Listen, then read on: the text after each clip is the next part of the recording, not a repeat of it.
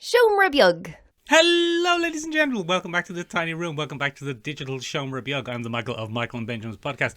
And this week, I am joined by the man who, to me, is like a tribute to a kiss from a rose on the grey. It's Benjamin Colopy. Ooh, the more you get of me, the harder it is to... I can't remember the rest of the lyric. The more I get of you, Ben, the stranger it feels. Whoa. That might actually be true in the context of our relationship. Benjamin, now that your rose is in bloom, your light hits the gloom on the grey. Ben, for years I thought that song was a kiss from a rose on the grave. But it's not. It's a kiss from a rose on the grey. What does that mean? It doesn't mean anything, Ben. It's by the singer-songwriter Seal. It's nonsense. Do you know, I often loved his early work. One of my favourites of his is this song here. A man decides after 70 years that what he goes there for is to unlock the door. Very good. Now, Ben, it's 50-50 on whether I've put in Crazy by Seal or the actual theme music. Or maybe Killer by Adamski featuring Seal. It might be that as well. So, I can't promise, Ben. I can't promise that our normal theme music is in there. You know what I can promise, though, Ben? Go on. A whole slew of Marvel releases. Michael, we've been inundated with Marvel releases this week. Drowning in them. Chief among them, I suppose, is Shang-Chi. Shang-Chi, I believe, is the best way to say it. Shang-Chi, is that how it's pronounced? Yes. Would you stake your podcasting reputation on that? Well, I think that could only be an improvement, to be honest with you. So yes, I would. Are you having a sip of tea, Ben? Are you having a sip of tea there? Or are you having a sip of coffee? Sip of tea, Michael. Or are you having a sip of alcoholic adult beverage? Yes, it's all vodka. I lied. Yeah. It's all vodka. Gets you through the podcast, Ben. Ben, Shang-Chi is coming out. Shang-Chi is coming out. He's doing Ramble. a man. He's a man. He's doing a kung fu. He's going to kick his dad in the head. He is. It looks like Michael. We're reimagining the Mandarin. I mean, we knew that was coming based on the short in 2011, Return of the King. That was more recent than 2011, I think. Was it? Okay. Well, we knew that Trevor or Ben Kingsley wasn't going to be the Mandarin forever, and we knew he was a bit of a sham. And Guy Pearce as the Mandarin would be a bit silly, wouldn't it? Yeah. Well, to be honest, when he said, "I am the Mandarin," I don't think anyone really believed him. They were like, "Are you? Though you're just an angry fireman." You're an angry fireman, and not the good kind. Not like a fireman who puts out fires, a man who's made of fires. Who's made of fires. So it looks like, Michael, what we're dealing with is kind of a classic, my dad's a real prick. I'm going to have to deal with that because I'm Shang-Chi. I'm going to run away and I'm going to work in Kim's convenience store for 10 years and then Dad's going to be like, "Son, it is time for you to come back and be a criminal with me." And he's like, "No, I'm going to kick you in the head instead, Dad." Kya! Kick. Yeah. Look, it's interesting. I think it's going to infuse an awful lot of Asian mythology into the Marvel Universe, which I'm looking forward to, Michael. There look to be some ancient battles there. I saw dragoons. I saw big lions. Big old lions. Yeah, I saw face masks and ninja guys. Yep, there's some I'm going to get this wrong now. Is it a shinobi mask? No. I don't know. Yeah, let's go with it, Ben. I think it's going to get me in trouble. I think you'll be fine. He's got a cool Beijing opera mask on, Michael. He's got a cool Beijing opera mask on. And he's doing a kick. And he's doing a kick and a flip. Yeah. And then there's a bus fight and there's some flips and kicks. Yeah. There's going to be a lot of flipping and kicking. It looks like they're going to do Speed, Ben. They're going to do the film Speed. Yeah. Oh, no, the bus. But Awkwafina's going to save the day. It's going to be Speed, but with Asian Americans. Awkwafina does very well, doesn't she? Like, she's in everything. She's in everything now. She's in everything now. I mean, she seems like an intensely likable person. Does she? I think so. I think she's a bit silly and a bit fun. I think she'd be a good addition to this podcast, Michael. Get her on, Ben. Give her a text. She'll do anything, apparently. She's in everything else. She's in everything else. She's not being picky with her projects. Get her on the podcast, Ben. Send her an email. At showrebuke.com.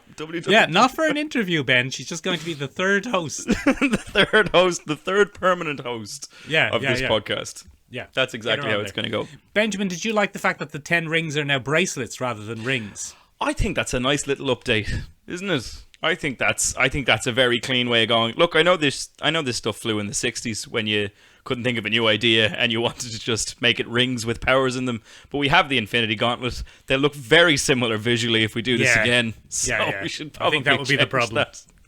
Everyone would be like, didn't Thanos... What? I thought they dealt with this. Yeah, I thought the Infinity Gauntlet was done. So yeah, I think it's a wise decision, Michael. I think it's a wise decision.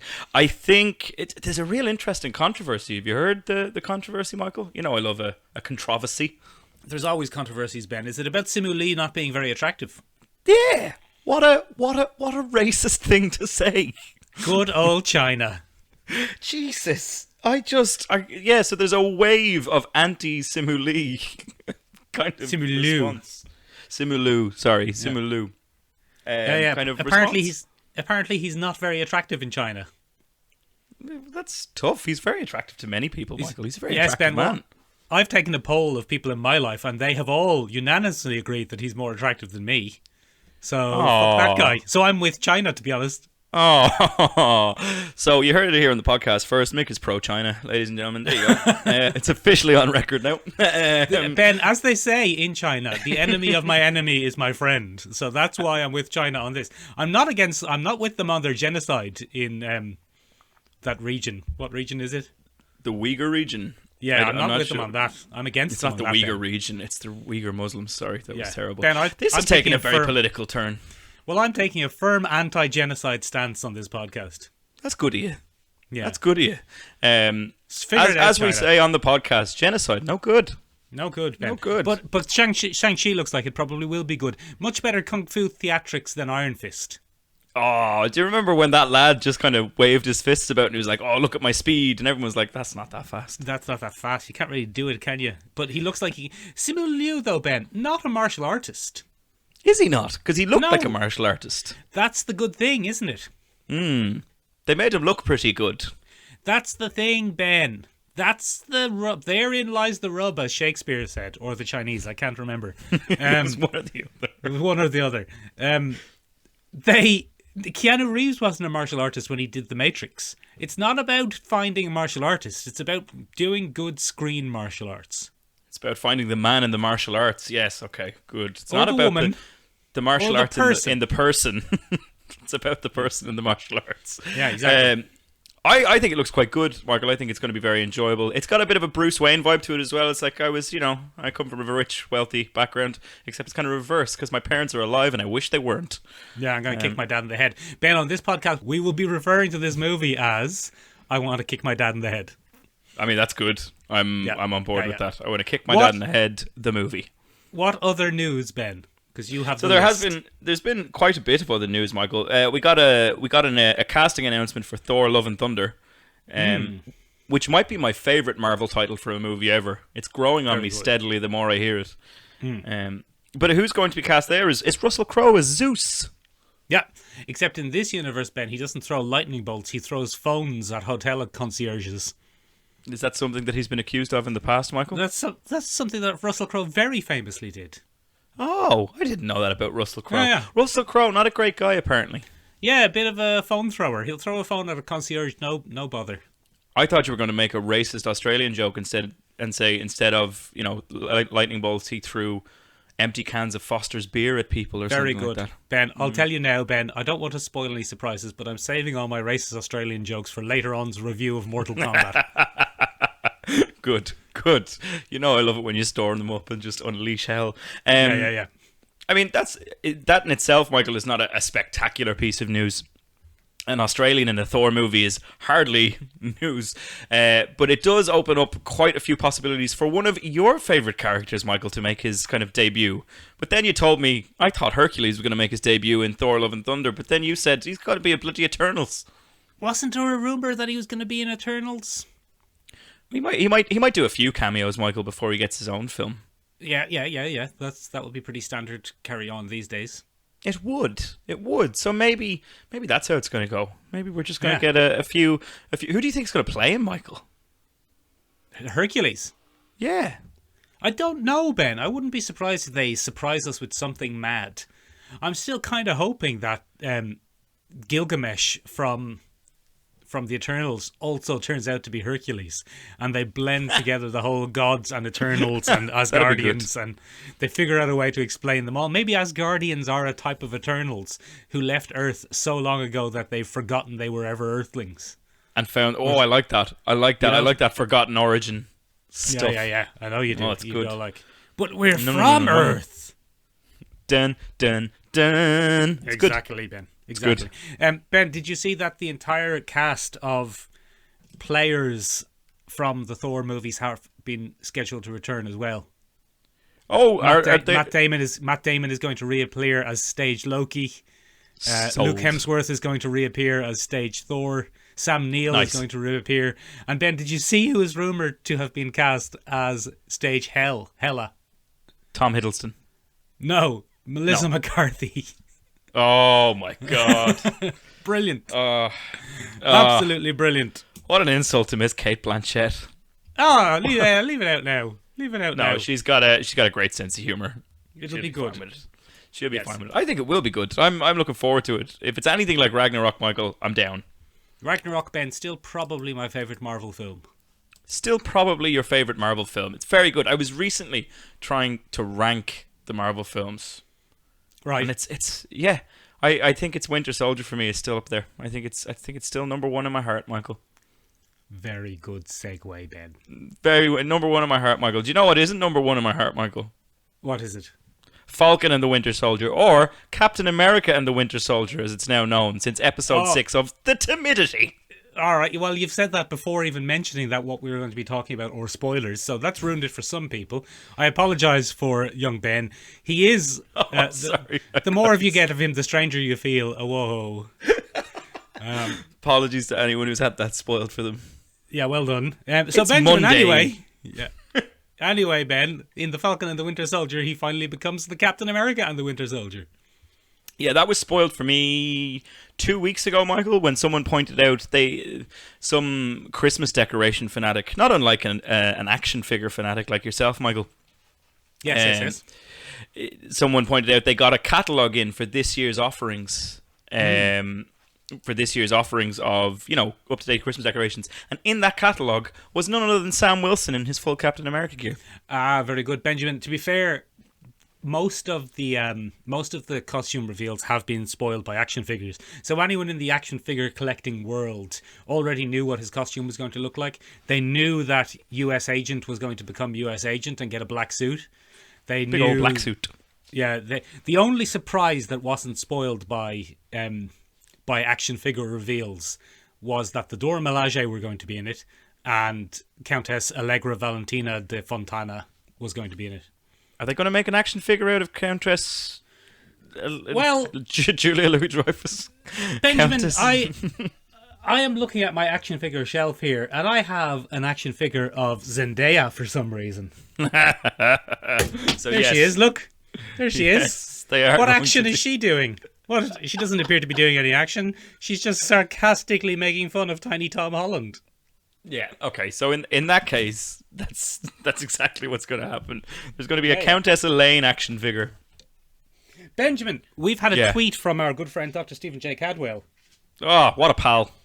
And he pointed out to us, Ben. Sorry, I'm not speaking to the mic anymore. Give me a second.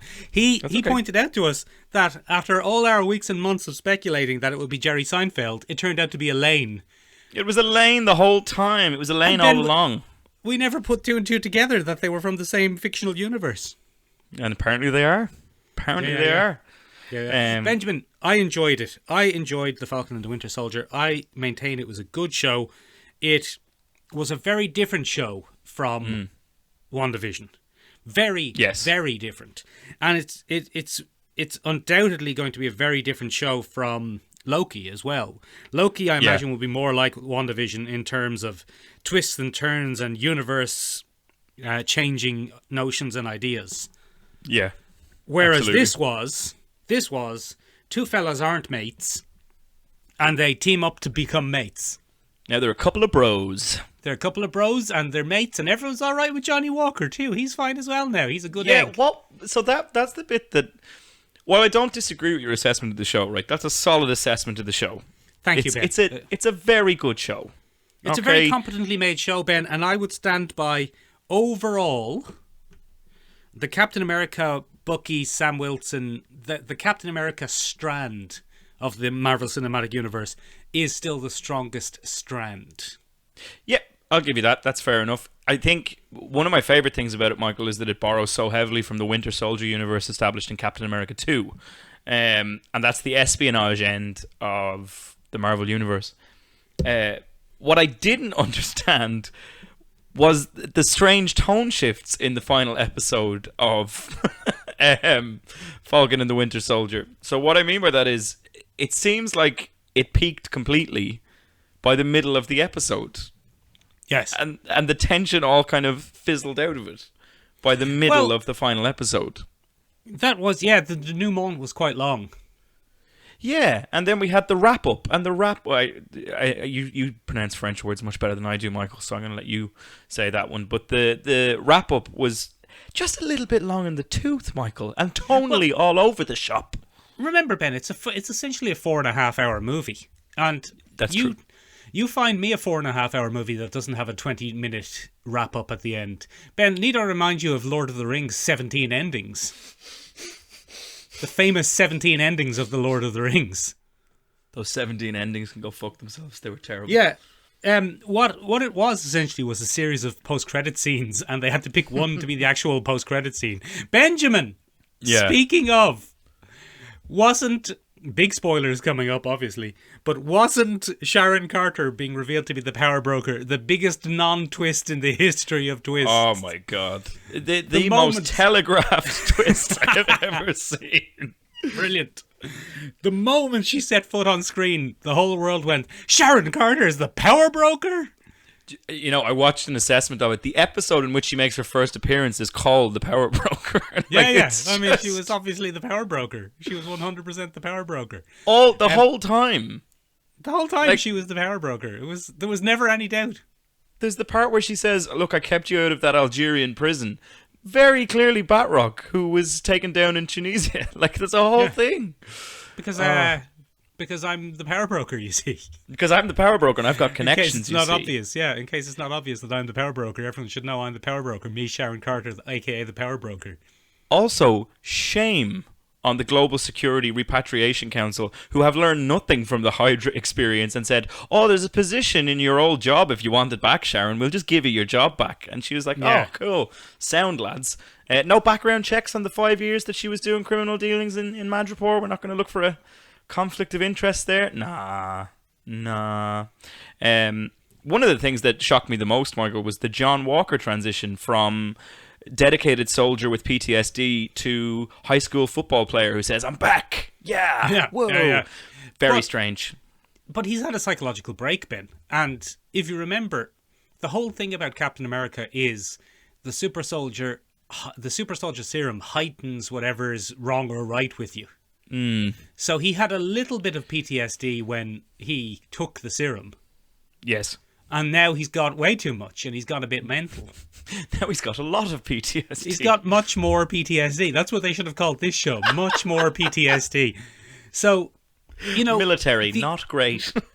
The only baddie thing he did was killing that man. Not great. Not great, Ben. But it was a battle between superpowered individuals who were using lethal force. True. It was a bit of an execution. He wouldn't be tried for murder for that, Ben, even if he did in the real world, because it was in the heat of passion. It was. So at worst, that was manslaughter. It certainly wasn't premeditated. No. It also wasn't a government-style assassination. The optics, Michael, as they say at the Global Repatriation Council, weren't great. Yeah, Blood on the shield. It was bad optics, Ben, but he killed... How many people has Iron Man killed? Oh, stacks. Stacks and stacks. Iron Man will throw a man out of an airplane without batting an eyelid. Not even so much as a blink, Michael. No, not even so much as a blink. He'll zap a hole in, so everything Iron Man does is lethal. There was also that amazing opening scene on the boat from Captain America Winter Soldier where he's just punting people around with his shield. When you get hit by Captain America's shield in the neck, you're not getting up. Yeah, no, you're stone dead. Unless the shield doesn't work like that day. Today is a non-lethal shield day. Oh, I see. How did Sam throw the shield at a tree and it bounced back, and then he threw it at high strength, high resistance glass, and it broke it? What? Not a bother. What triggers whether something blows up or not? There's a plot armor button inside the shield that you flick on and off. That shield is much more magic than Thor's hammer. But you know what? I watched TikTok, and it was Spider-Man going, that shield defies the laws of physics, and Cap just looks up at him and shrugs and then runs off back into the battle. And you're like, it's whatever you need it to be. Also logic. Yeah. Oh, you needed it to bounce off things? Yeah, it does that. You needed to stick in things? Does that too. Whatever you want. Yeah. There's one point where it lodges into a wall after John Walker gives it a chuck. Why didn't it bounce off the wall? Why didn't shield it makes bounce? no sense. That's the greatest sin of Falcon and the Winter Soldier. Yeah. Shoddy, bloody shield physics. So I actually like the idea of John Walker not being a flat-out villain. You like the redemption arc, Michael? I don't think he got fully redeemed, because he never turned fully evil either. Nah, he didn't really, I suppose. Yeah, no, you're right. I think possibly the furore around John Walker is just how much he parallels modern American politics. America, figure it out. He's a little bit too close to the bone for a lot of people, I'd imagine. Well, I mean, the whole thing is summarised by Ben, the fact that this essentially was a 6-episode TV series to justify having a black Captain America. Yeah, they had to do that, didn't they? Come on, America. For God's sake. But they did have to do it. And they scooped it on there at the end, didn't they? It's like, that's the Black Falcon. That's Captain America. And I was like, all right, we got the message. We got the message. I am utterly convinced that this show was hacked to pieces because of the pandemic. Yeah. Utterly convinced. And I think it suffers for it. And I think that somewhere, someday, we might see like a script or a shooting script or maybe even some deleted scenes that makes the Flag Smashers make sense. Make the Flag Smashers make sense. They just don't make sense. My good lady friend, Ben, I was watching it with her, and after Carly Morgenthau was defeated, she just turned around and looked at me and said, "What did she want again?" Yeah, I mean, that's it. I don't remember. I honestly don't remember. I don't know what she wanted. On top of that, I had a discussion with a friend of mine, and they're so annoyed by the depowering of the Winter Soldier in this show. Like, he's gone from the most efficient killing machine on the planet to, quite frankly, a little bit incompetent at times as he goes through things. The thing about him is he could probably kill the shit out of you if that's what he was trying to do, because he was mostly a sniper, Ben. Oh, that's true. The thing. That's true. That's the thing that you forget about him. He was a sniper. And, like, if you got past sniping range, he'd shoot you. And then if you got past shooting range, he'd throw knives at you. And then if you got past throwing knives at you, he'd stab you. But now he's just fist-fighting people and trying to detain them. Yeah, so I guess he has to pull his punches. I had a look into this, and one of the things that seems to be fairly consistent is when... I was about to say Sebastian Stan. When Bucky is at his most efficient, he's constantly using his left arm because the programming of the Winter Soldier is allowing him to think with the left arm. And he addresses it in the show. He says, I'm right-handed. I don't always think to use the left. The magic arm, yeah. The magic arm, which I'm sure defies the laws of physics in several ways as well, including being made of vibranium and yet breaking when he's thrown into an object by John Walker. That annoyed me. But anyway, that's not what we're here to talk about, Michael. But it's an interesting thing. The deprogramming of Bucky made him a less effective operator. Yeah, and so it should have. Yeah, he was a killer, not a superhero. He was an assassin. Yeah. Not a fireman. That one of my favourite moments in the whole episode is when he gets the people out of the truck and they all thank him and he's like, "What? Yeah, not a bother, not a bother. Yeah. Mm-hmm. Well, fine day for it. Yeah, you're welcome. Yeah, fine day for it. The last bit of superheroics I did involved picking up a raccoon and spinning around with a machine gun. Like, I'm not usually rescuing people from fiery trucks. This is not my gig. Yeah. This is not my gig. Anyway, look, Ben, Loki in 2 weeks will be good. Look, it was enjoyable. Loki in 2 weeks. Isn't it? It's June 12th, is it not? Oh, is it? What's filling the gap for us? I don't know. I don't Ben, know you now promised that me content every week. There is content every week, but I saw What's it. next week then, Ben? I could be wrong. You I don't promised know. me. You promised me content every week, Benjamin. No, Marvel promised you content every week. Speaking of content every week, Benjamin, I watched a film. A film? I watched the film, Ben. I watched the film Mortal Kombat. Have you heard of it or seen it? I have. I've heard of it. I have not seen it. Benjamin, it's out. I tell you what, Ben, it's no use. Oh no, Michael! You were so excited for Mortal Kombat. I wasn't that excited, Ben. For one thing, I didn't even know it was coming out till about 3 weeks ago. Okay. But it's. I would say, okay, the graphics, Ben, are good. It has good the graphics are great. It has good. I'm using video game terminology, Ben. The graphics are very good, Ben. Mm-hmm. There's no one in it that I've ever seen before in my entire life. Well, we knew that from the trailer. I remember watching the trailer going, I recognize nobody.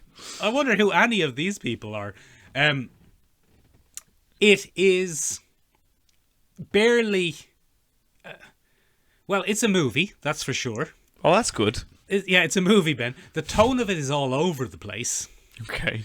It starts with a kind of grounded thing about a past his prime MMA fighter who keeps going for $200 to feed his daughter.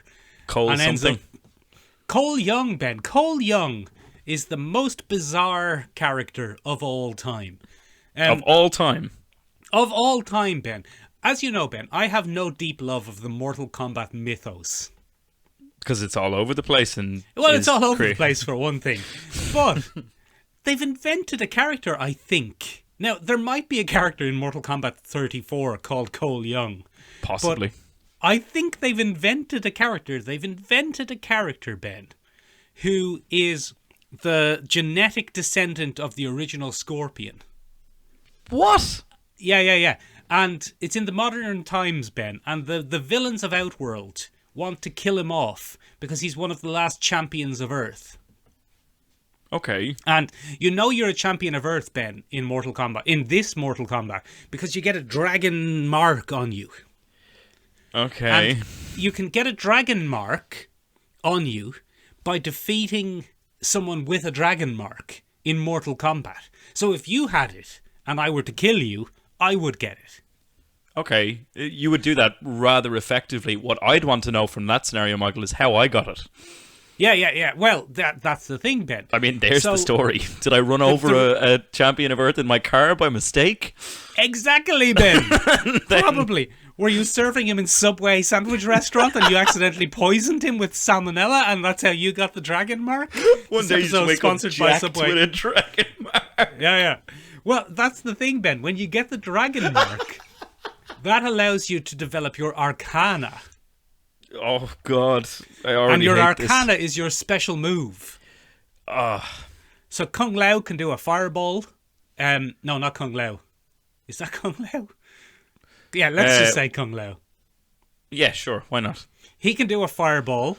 The other Kung Lao he has a magic hat and he can teleport. Very good. That's how you get your special power. Yeah, okay. And Cole Young is the only one who was born with the special power. Oh. But he doesn't have it yet, Ben. He has to try and find it within himself and activate his special power. Boo. What's his special power? Spoilers. Well, that's the thing, right? So he finally develops his special power, Ben. And his special, as I said, he was past his prime MMA fighter and he gets beaten up a lot. So his power ends up being, he has this magical armor within him that gives him Black Panther's power, where he can take a load of beating and then use the energy back against his enemies. That's bullshit. It's bullshit, Ben. Who is he? Why didn't they just use Johnny Cage? That's really stupid. Why didn't they use Johnny Cage? He is a Mary Sue, Ben, in the worst sense of the word. And as I said, I do not care about Mortal Kombat mythology. And maybe this character does exist.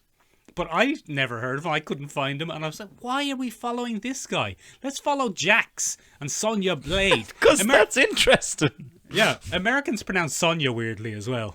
What do they say? Sonya. I can't get over it, Ben. I can't get over Sonya. It upsets me so much. And as it should. That's a very upsetting way to say that name. Yeah, it is. It's very upsetting. Benjamin, there are some good things, though. Oh, well, that's good. For example, Benjamin, in this, well, you know what's weird, though? Just when he develops his power, Ben, when Cole Young develops his power and gets his magic armor, he kills Goro. Oh, four-arm Goro. Goro is killed. Yeah, good old Goro is killed. It's pronounced yeah, Foro. Absolutely annihilated.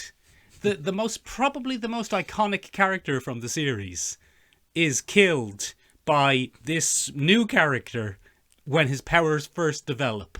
Bullshit. If that isn't the definition of Mary Sue, Ben, I don't know what is. Bullshit. But the main villain, Ben, the main villain is Sub-Zero. Okay. And Sub-Zero is used quite well in a kind of Terminator-esque sort of unstoppable evildoer way. Oh, nice. Okay. Yeah, so it's kind of it's probably the best aspect of the film is Sub-Zero showing up, things getting frosty, then things getting icy, and then people getting killed by ice, and then he just disappears into the frosty shadows again. He's quite a cool Terminator-esque villain.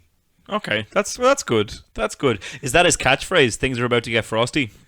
It should be. Nice to meet you. Nice Ben, to meet you. Oh, that's set us Michael, up for later on. Michael, that's excellent. That's excellent. Chill out. Well done. Benjamin. Everyone says their catchphrase. Scorpion Ben, in it, is an ancient Japanese man. Okay. And the only 3 words of English he speaks are, "Get over here." Why? Because that's Scorpion's famous catchphrase, Ben. So it's never explained.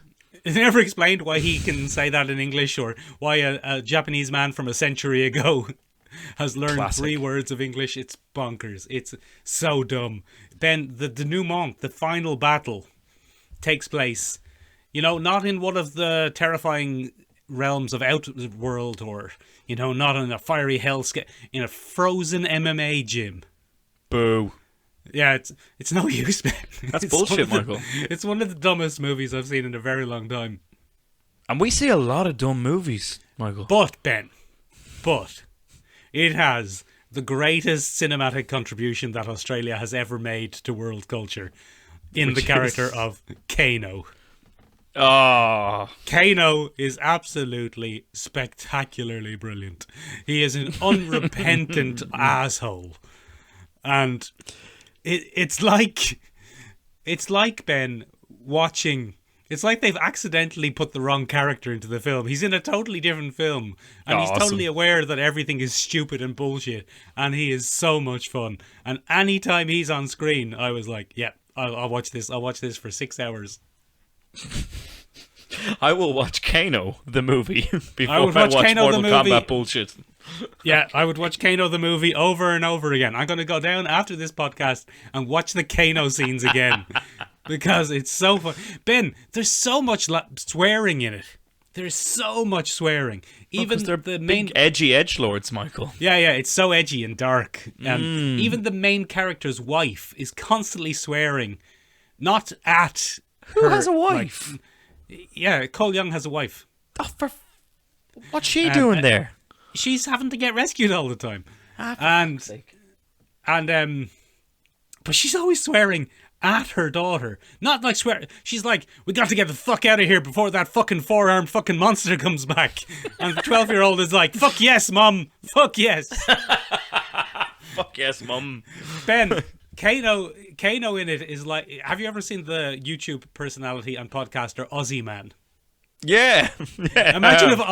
Imagine if Aussie Man was in the film Mortal Kombat, but at the same time doing a commentary on it. It's fucking hilarious. Oh, I love it.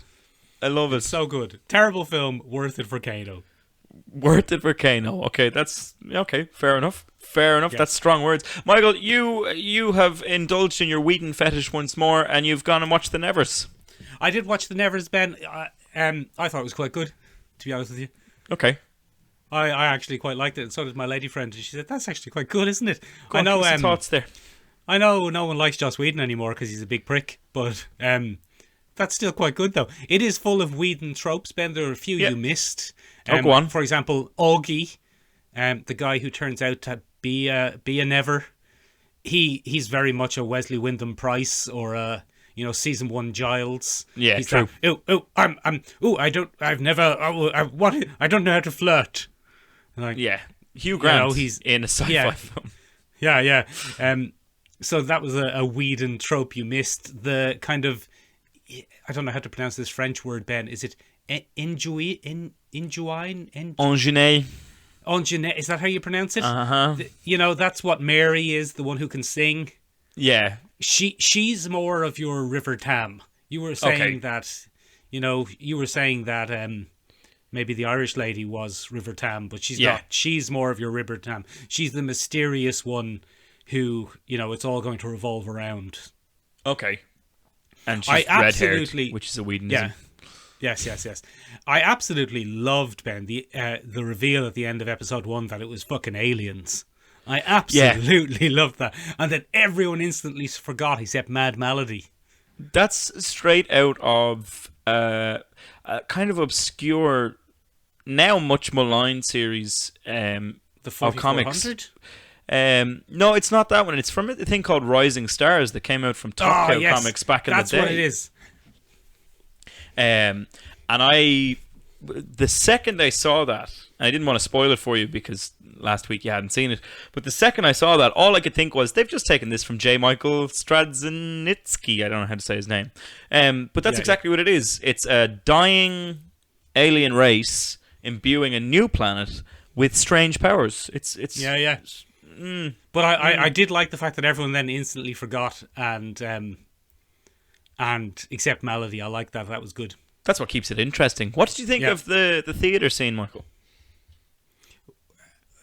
I don't really have any particularly strong feelings on it. No. Mad Melody was obviously, she's channeling a Drusilla or any of your other crazy Joss Whedon. She's a different type of crazy to Drusilla. She's much more manic than Drusilla. Yeah, she's actual crazy.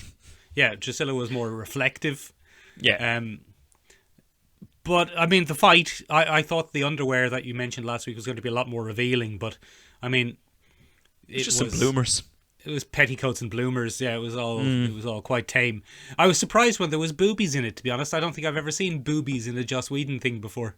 HBO, baby. Yeah, it's like... The B stands for something.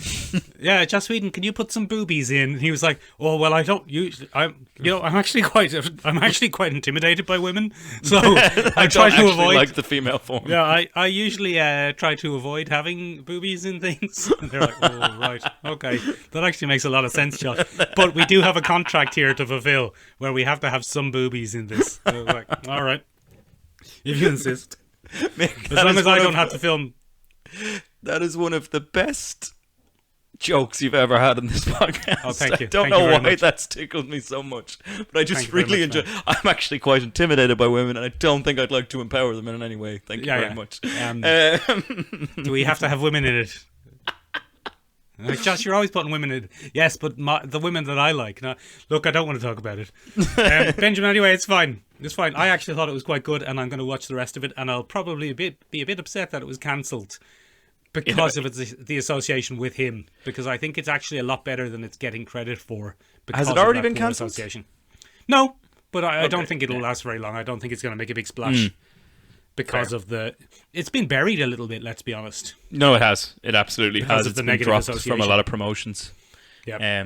I don't get the stream of midweek teasers or teaser trailers that I get for other shows on YouTube at all. Exactly, yeah. And I mean, it's a high-budget, high-quality production. I really like the Irish people in it. I love the fact that it's full of Irish and Scottish and English actors. Prudence Adair.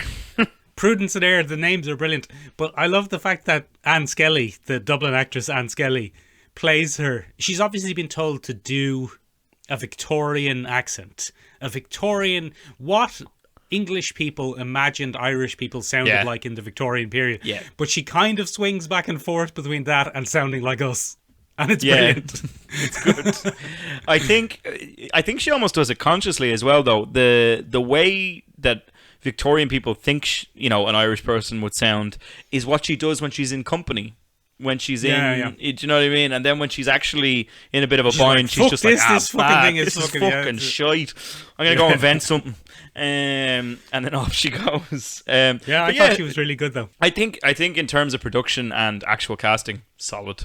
I don't think there's anything. Again, far beyond anything I've ever seen in a Joss Whedon production in terms of quality. 15 years really since a Joss Whedon production though, Ben. Yeah. So I mean, makes sense. you're spot on, Michael. You're spot on. Listen, Michael, speaking of production quality that's questionable at best, Yes. we've a topic this week, Michael. And the Benjamin. topic, yeah. You absolute bastard, you. Here's what happens, right? A few weeks ago, we, for some reason, were talking about Batman or something. And I watched Batman Forever. No, I watched Batman and Robin. We were talking about sidekicks, weren't we? Yeah. Yeah. And you rambled on about Freud and tropes and fucking Nietzsche and whatever the hell you were talking about. And I didn't get to talk about the film Batman and Robin, despite the fact that I subjected myself to watching that bullshit. So, this week's episode is revolving entirely around us getting revenge on the fact that I had to watch a Joel Schumacher film. Laying into Joel, a brand new segment. Yeah. Welcome to this week's episode, laying into the Joel Schumacher Batman films. So, Benjamin, Yeah. I watched 1994's much maligned Batman Forever. You poor soul. Are And you okay? I tell you what, Ben, I'm fine. I've recovered nicely. Of the two, so we're talking about Batman Forever and Batman and Robin. Mm-hmm. Of the two, Batman Forever is a much better film. Correct. It is borderline, Ben, a coherent film. Correct. It is a borderline coherent film with a borderline coherent plot that, if you look at the behind the scenes stuff, was absolutely ruined by a combination of our director getting the wrong end of the stick about what made the Burton film so successful. Mm-hmm. Casting decisions that were as much political as they were acting based. Nicole Kidman. Well, I mean, Jim Carrey is another one. Tommy Yeah. Lee Jones. And there's a whole thing. We can go into it if you want. But there's a whole I don't thing see why we about- wouldn't. We're laying Well- into the Joel Schumacher films. If you remember, Ben, Billy D. Williams was cast as Harvey Dent in Batman. Two-Face. Well, he was going to be Two-Face, but yes. He was going to be Two-Face, and he signed on to a play contract, Ben, Okay. to play Two-Face when he was eventually introduced into the series. And Joel Schumacher was so against that idea that they paid Billy D. Williams his full salary that he would have been paid to play Two-Face for him What? to not play Two-Face. Is it because he's black? I don't think so. I don't Okay. think it was, to be honest. I think it was just they wanted a bigger name. Because Billy by D. that- Williams is bloody huge. I mean, He's Tommy Lee more Jones is huge. bigger. Yeah, same number of names. So maybe they thought they could just switch him out and no one would notice. Wasn't it Billy D. Jones? Billy Lee Jones?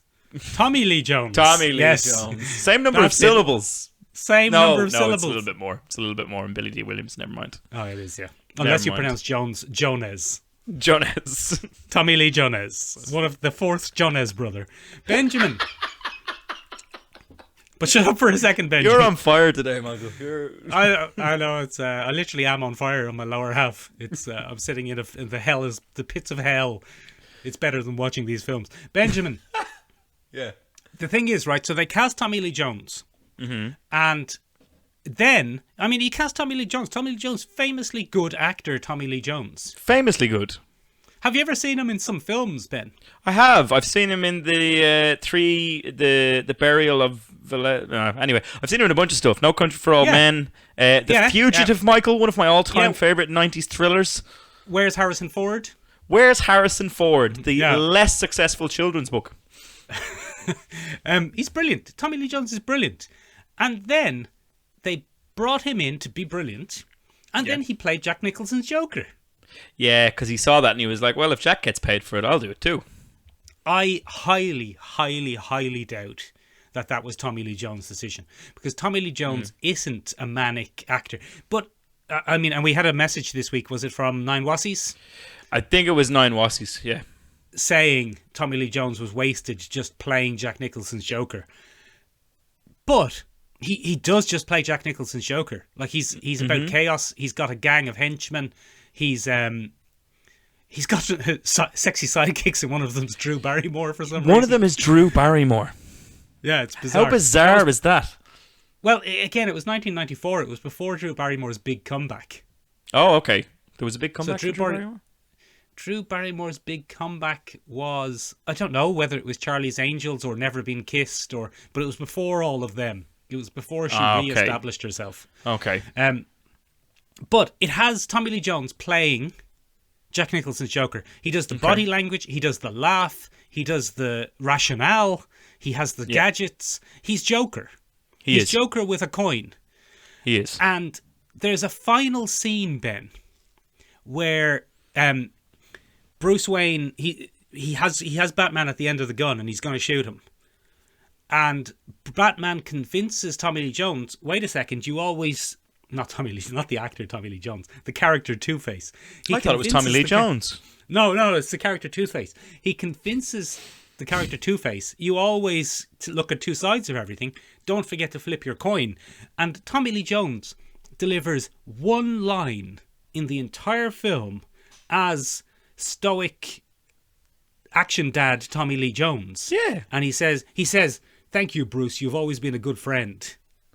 And I think Tommy Lee Jones probably filmed sections of this where the Harvey Dent side of him was a type of character you'd imagine Tommy Lee Jones to play.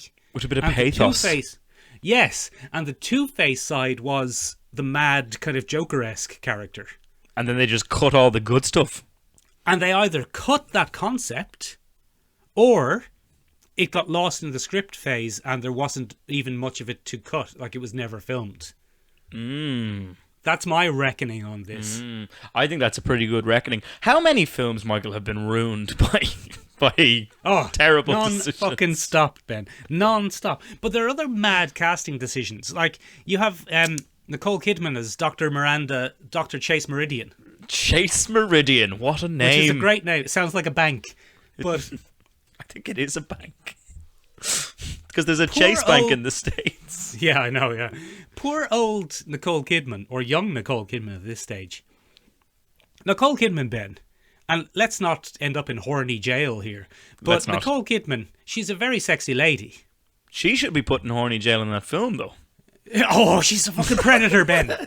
She's an absolute fucking predator. She's like the Batman. Oh, Batman, come to my house at midnight and I'll be lying naked under the sheets. And then Batman shows up and she's lying naked in the sheets and she's like, no, go away. And he's like, what? What is this? What the fuck? What's going on? Oh, very strange. Nicole Kidman, Ben, a very sexy lady and a very good actress, but she doesn't do the overt sexy, and I'm doing sexy in inverted commas, that this character like she just kind of keeps her mouth a bit open and goes, Batman is so sexy. That's uncomfortable, Michael. Stop doing that. It made me uncomfortable. The Nicole Kidman being sexy scenes made me uncomfortable, because as they should. Yeah, you don't cast Nicole Kidman for that role. Nicole Kidman is very good at being sexy, but not in that femme fatale kind of way. Oh, yeah, it was half femme fatale, but she didn't do anything fatale. It's kind of Born Sexy Yesterday trope, but with it's hard to define that one. But you're right. It's a bimbo sexy, I guess. It's weird. Yeah, it was weird. It's weird.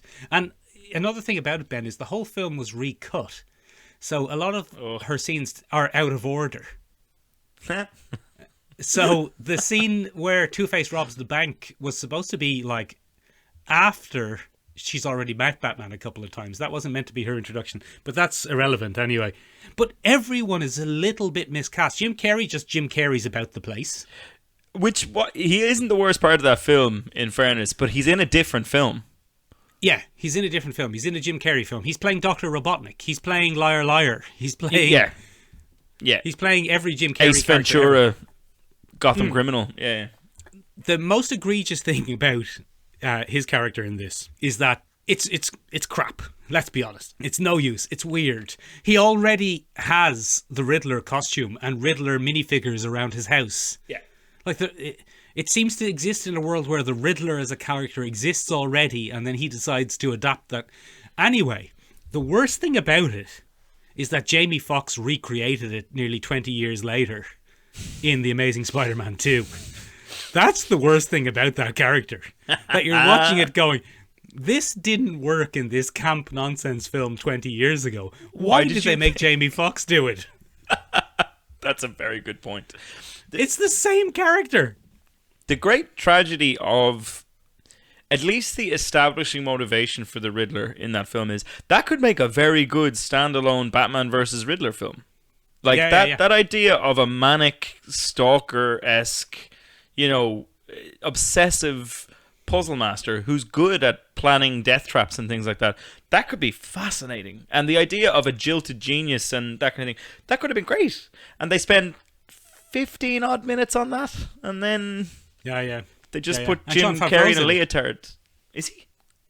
Yeah, Jon Favreau is Bruce Wayne's assistant. Did you notice? I didn't notice. I didn't notice until the credits rolled by, and I went, "What?" 1994 was weird, man. 1994 was a weird time, Ben. That's really out of time in my scale in my head as well. I'm like, why is Jon Favreau in a minor role? Surely he was in Swingers by then, and no, I don't think so. I think this might have even been before Swingers. Jon Favreau's done very well, hasn't he? Very well, yeah. He's a cook now. He's a cook now, but he also produces The Mandalorian and gets to do a lot of the live action remakes for Disney and just gets whatever he wants. It's mad. Yeah, he's done very well. He's done very well, Ben, and he's in this bizarrely. But you know who's not miscast? Alfred Pennyworth. Old Val Kilmer is not miscast. Do you know what Val Kilmer is short for, Ben? Valerie Kilmer? People think it's Valerie Kilmer, but it's actually not short for Valerie. It's actually Val Kimberly. Are you taking the pistachio out of me? You are. Yes, yeah. You are. Okay, good, good. I don't know what Val Kilmer is short for. That was a very poorly thought out joke that wasn't very funny. Benjamin! It's alright, you can edit it out, Michael. I don't think he's miscast at all. I think he's quite good. He's a decent enough Batman. Look, for me, it's not Burton Batman. Burton Batman has a special place in my heart, but it's purely born out of nostalgia, Michael. Yes. He is an infinitely better Batman than the one that would succeed him. George Clooney. We'll get onto that film in a second. He actually does dark, brooding, competent kind of sleuth and, stoic foil to evil pretty well. Like, he's good. Yeah. He's pretty good. He's pretty good. The problem with Batman has always been, at least in these films, and like I said, I think a lot of the problem with this film is that Joel Schumacher got the wrong end of the stick about what made the Burton ones work. And one of the things that made the Burton ones work was having Batman as the relative straight man to some really wild villains. Mm-hmm. And this goes a step too far in that. Yeah. It's that same problem that plagued Spider-Man and the Raimi films. When they start stuffing the villains in there, Michael, what happens is you get someone who's playing straight against one, chaotic character. But then all of a sudden they just get weighed under by over-the-top performances. Like Jack Nicholson, Tommy Lee Jones, and Jim Carrey in anything is a lot of energy to have on screen at any one point. Do you know what I mean? And it just... And then there's the set design. Like, it's a visual assault. The set design is absolutely atrocious, Ben. Gotham makes absolutely no sense. Gotham by Night and Gotham by Day are two entirely separate cities, because Gotham by Day is obviously like a real place. Yes. And Gotham by Night is an awful 1990s computer-generated nightmare. Yeah, Baz Luhrmann's wet dream at one point. Like, it's bizarre.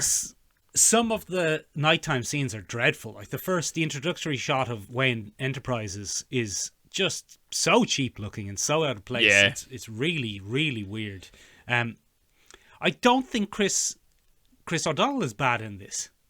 I think the worst accusation you can make against Chris O'Donnell in this, the worst accusation from the time, is that they gave him an earring. Do you know that was a huge controversy?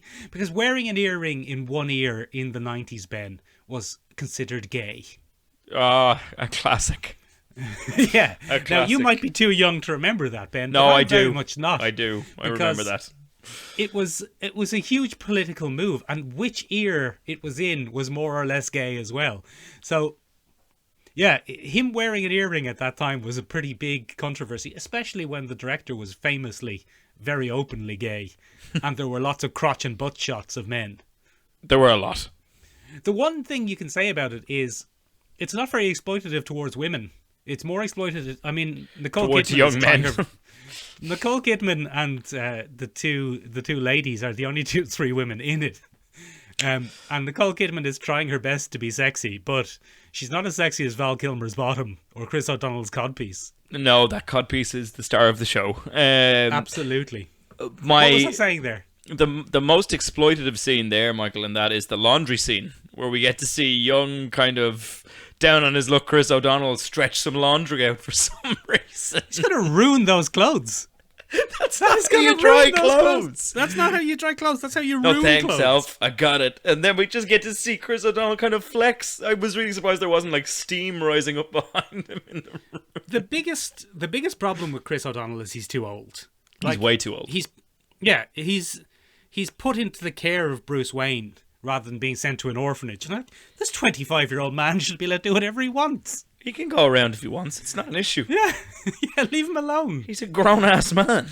He's not too broken up about his family dying, and he's a grown-ass man. Why does he have to live with Bruce Wayne?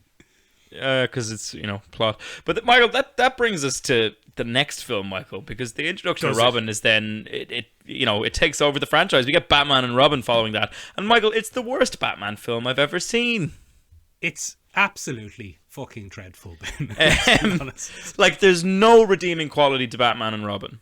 And Ben, sorry, hold on. I was going to say, there's one really standout redeeming shot in Batman Forever. Okay. Did you catch it? I didn't. There's a shot where Batman is pursuing Two-Face. Okay. And he jumps off the side of a building. Mm-hmm. And the camera follows him down. Oh, yeah. It is the most incredible comic book depiction of Batman doing the famous Batman drop off the side of a building. Physics defining, Ben. Physics defying. It doesn't make any sense. Physics defining, very realistic. Yeah. Can you define physics for me? Yes, please watch this. It's from 1994's Batman Returns. Click. But it's an incredible shot. Try and look it up. It's about 2/3 of the way through the film. It's an amazing shot of Batman jumping off a building and Batmaning down, and it's brilliant. I will look that up. I'm looking forward to that. So, Michael, that brings us to quite frankly, as I've said, the worst Batman film I've ever seen. No good. No good whatsoever. It's just no Banish good. It, Ben. Batman and Robin. I think in between Batman Forever and Batman and Robin, I think what happened is Joel Schumacher somehow discovered the series from the 60s that he didn't know about. Somehow he had never seen the 1966 Batman TV show, and he saw it in between and went, I'll just do that this time. Okay, cool.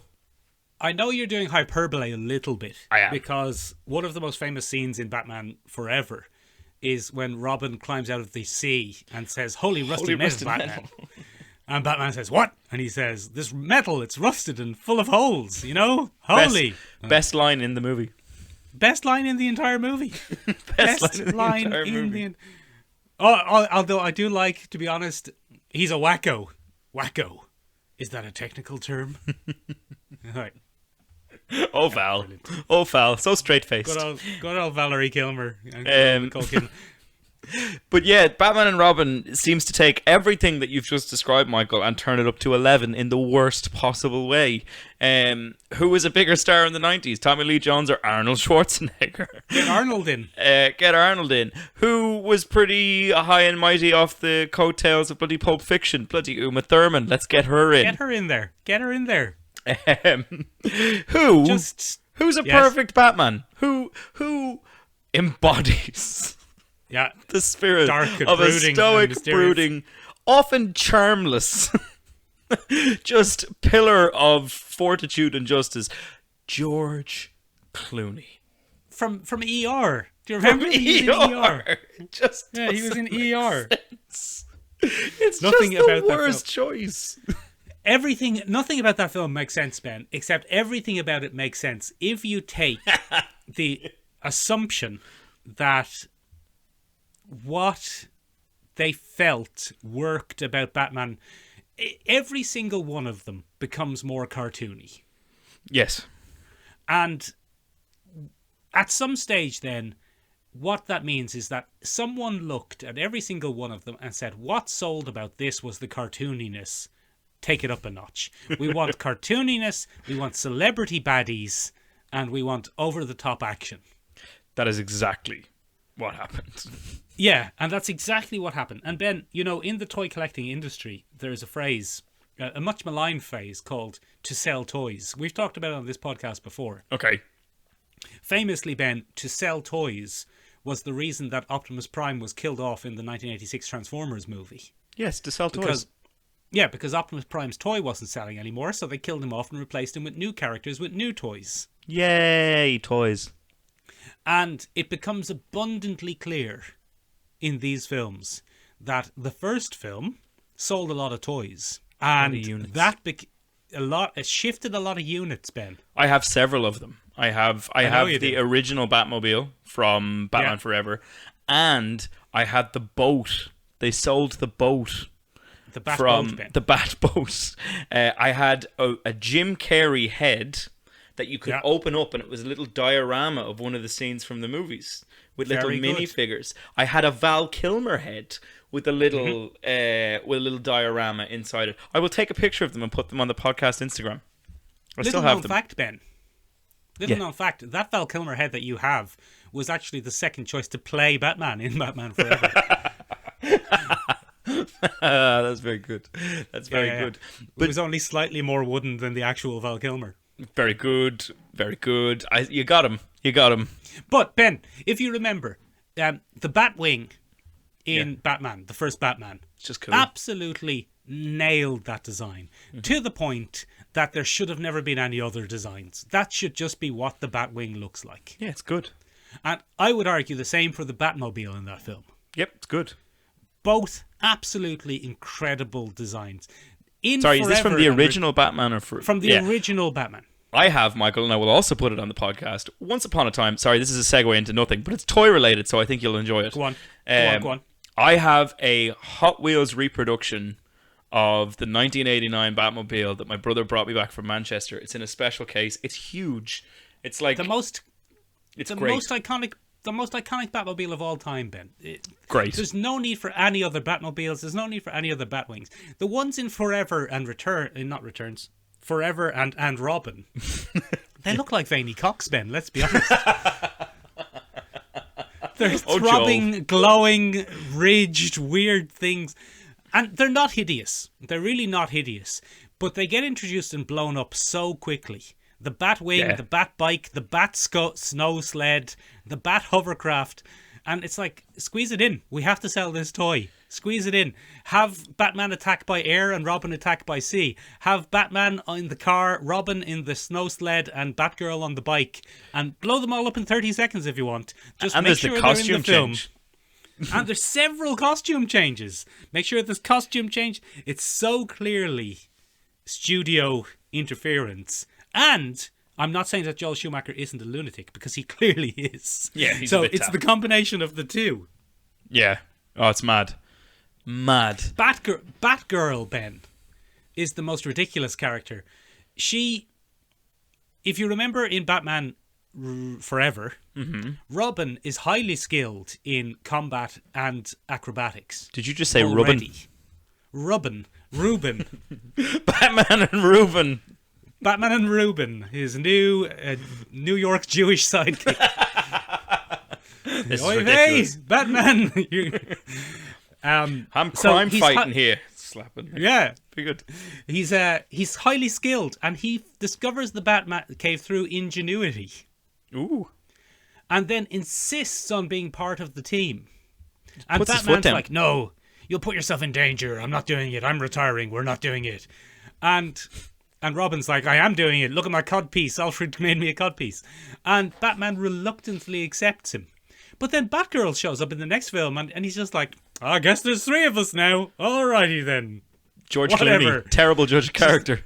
She's no skills in combat whatsoever, and I've only ever seen her crash 3 motorbikes. But look, she's on the team now. Get on in there. Get on in there. It's bizarre. I have Bane is in that film, Michael, if you recall. Is he though? Is he then? Is he? I have. Speaking of again, your toy maker's dilemma. I was prime toy buying age at that time, and my parents knew I liked Batman. This was aimed at you. It was aimed at my parents. It's not aimed at it's not aimed at me at all. It's targeted that, oh, look at all these Batman things for your little bundle of joy who likes Batman. And my parents fell for it hook, line, and sinker. I have that ice thing, the silver ice toy. I have it. I have a weird Poison Ivy Mr. Freeze hybrid Bane, where one half of his body is see-through blue plastic and the other half of his body is filled in see-through kind of green vines, and he's in the middle. It's bizarre. That doesn't happen. It doesn't happen. It's not in the film. No. It's No, insane. So the 3 villains are kind of interesting. Like Poison Uma Thurman just hams it up. She's like, big time. What's a femme fatale? Crank that up to 5,000. Have a bit of banter. I think she took more joy in playing nerdy Pamela Isley than she did in playing sexy Poison Ivy. Again, it's another case of it. The definition of sexy in these films is very strange. Very skewed. She is like a drag queen. So again, coming back to Joel Schumacher's kind of gay aesthetic. She is a drag queen, essentially. Yeah, like, she is. She's a lady drag queen. Yeah, it's mad. And then Arnold Schwarzenegger is there. And What film is he in, then? He's in sparkly blue body paint. It's bizarre. It's truly bizarre. One of the things you can say about these 2 films in particular is these are both post the animated series. Yeah. And I think you have to give Val Kilmer, at least, a good bit of credit. He plays Batman from the animated series, essentially. He's even doing a kind of Kevin Conroy voice. He is. Yeah. A little bit. Like he's given socks. I think Val Kilmer is much maligned. I think Val Kilmer is actually... One of the problems is he's blonde. Yeah, it doesn't fit Batman, really, does it? He's too blonde and tanned. Yeah. He's like if Batman was a California surfer dude. No good. They should have just got Patrick Swayze. Patrick Swayze. Yeah, he would have been good. But I think Val Kilmer does a fine job, to be Do you know honest. who doesn't? And George Clooney. It's absolutely dreadful. It's the worst. It's genuinely like a parody. The whole film is like a parody. And it's very interesting to watch. My favourite of the 4, Ben, is and always will be Returns. I think that's where they hit the nail on the head of having Batman be somewhat interesting, but having interesting villains, creepy, gross, and horrible. Gotham is a terrifying character in itself, and the others are all. Batman 1989 is a bit of a prototype for it, and the other 2 are misunderstood distillations of it. Yeah, I mean that's what better way to end this week's show, Michael? What a summary. That's exactly what happened. No use, Ben. No use. Get rid of no them. good. Get rid of them.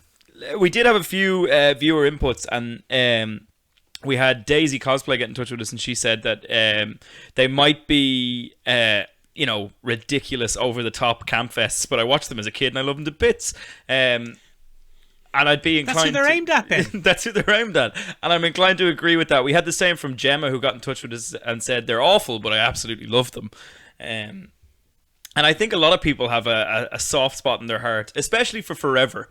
Maybe less so Batman and Robin, but certainly for Forever, it's a huge kind of soft spot for people because they were aimed at kids, and I suppose they did that. Mind you, looking at some of the subtext now, would not show them to my kids.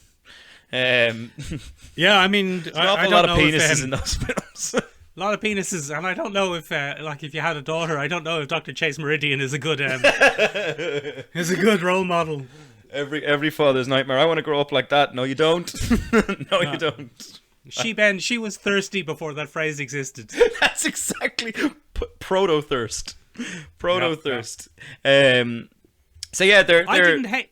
Go on. I didn't hate Forever, Ben, and I was... How old was I? I was 12 when Forever came out. Okay. So I was in the target market for Forever. And for Batman Forever, Ben, influenced me in many, many ways. Two of my very favourite songs of all time are on the soundtrack of Batman Forever. And neither of them are actually great. Well, come on, Kiss from a Rose. Kiss from a Rose. Come on, get out of here. Get out of here. Hold Me, Thrill Me, Kiss Me, Kill Me from U2 was probably my favourite song for 10 years, Ben. That's mad. Yeah. We will be posting a TikTok later on this week to Michael lip syncing to Hold Me, Kill Me, Kiss Me, Thrill Me. I won't be lip syncing, Ben. I'll be fucking singing it. Benjamin, I think as well that as much as we've been laying into Nicole Kidman's Dr. Chase Meridian, she's the reason why I'm only attracted to women who can't close their mouths. And on that bombshell, ladies and gentlemen, what do we miss from Ben, Batman I'm doing a Forever? sexy face for you. And Batman, it's very uncomfortable for me, Michael. I don't like it. Please stop. Please stop. I do not need that in my life. I got a screenshot of it now, and that's going up on the Instagram, Michael. So you can enjoy that. So, what do we miss about these films? Are they beloved? Are they wretched? Should they be put in a pit and burned? Let us know. You can get in touch with us in the following ways. You can find us on the interwebs at www.seomrabeag.com, seomrabeag.com. It means tiny room in Irish. It does. You can also find us on Instagram at seomrabeag, seomrabeag. You usually say same spelling and then I say same meaning. But look, you just like throwing me curveballs. You're like Joel Schumacher. You just keep fucking recasting me. Let's see what sticks, and then it throws stuff at the wall. Ladies and gentlemen, we will be back in a week's time with our episode on. I didn't check the calendar again because I'm a terrible co-host. Oh, God damn it, Ben. I'll check the calendar now. What is it? I have no idea. What date is today? Cold War Comics. Cold War Comics, because bloody Black Widow was supposed to be out. Ah, all right. Well, so we'll change that. We might change that one. God damn it, Disney. God damn it. Well, the following week that we had was the best Black Ops characters or movies. Oh yeah, let's do that then. Oh, that's kind of cool. Let's do that. So we're looking at your Suicide Squad. Oh, goodbye now. Hold me. I can't remember how it goes. Kiss me, kill me.